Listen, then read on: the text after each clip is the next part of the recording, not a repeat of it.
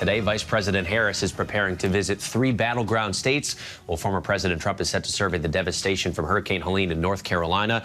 And the latest 538 forecast shows this race is virtually tied. So the host of the 538 Politics podcast, Galen Druke, joins us now for much more. Galen, always good to see you. We got a new Washington Post poll out this morning. It has Trump and Harris in a dead heat, has Harris ahead in Georgia, Trump ahead in Arizona. How does this all line up with your analysis of all the polls so far?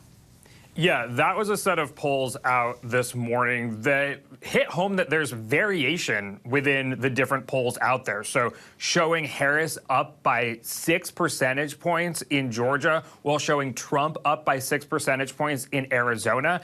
I should just say that what we should really be focusing on here are the averages, because if you start focusing on any one individual poll, you can sort of get sidetracked in one narrative or another, or sort of choose your own adventure that promotes your own biases. But when you look at the average overall, you see that nationally, Harris leads by 2 percentage points.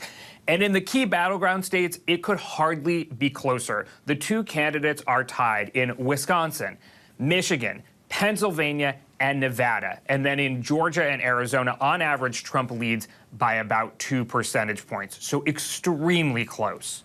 Galen, I would love to have you explain. I think in the aftermath of the past 2 presidential elections, you might hear some citizens saying, oh, well, the polls got it wrong, or you can't really trust them. How much stock should we be putting in these polls in terms of what they actually tell us about the race?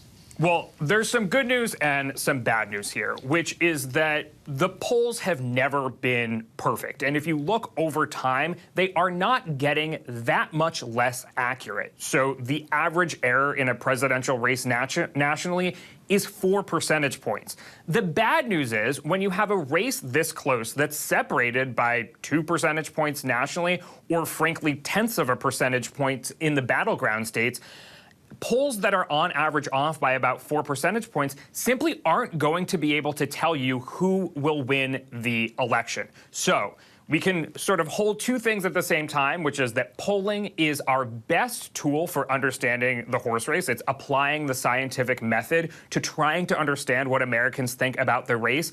But at the same time, as has always been true, we should expect a degree of polling error. So at this point in the race, I don't think you can look to the polls reliably to say who is going to win. It just gets you relatively close to understanding the parameters within which the election will fall. I think it's fair to say, Galen, that a lot of Americans are very passionate about which candidate they're supporting, and they're pretty locked in as to who they are going to support. But we have this dead heat. So who are the voters that are going to be key to who is going to win, and how is each candidate trying to reach those voters?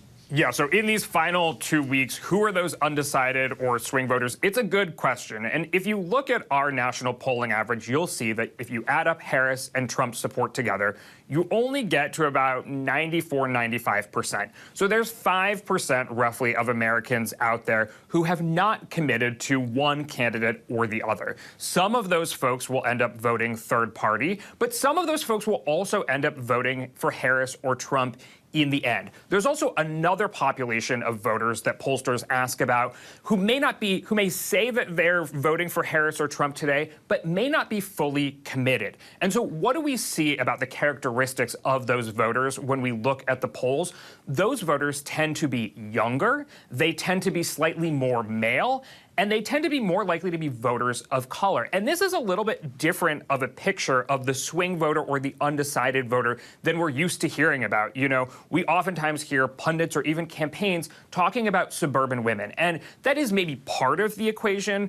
Suburban women who used to be Republican, who may be trending left. But really, when you look at the polls, overrepresented in that undecided or swing vote category are younger men of color. 38 Politics podcast host Galen Druke, thank you so much for your time. Always nice to talk to you, and there will be much more on this in the next 15 days.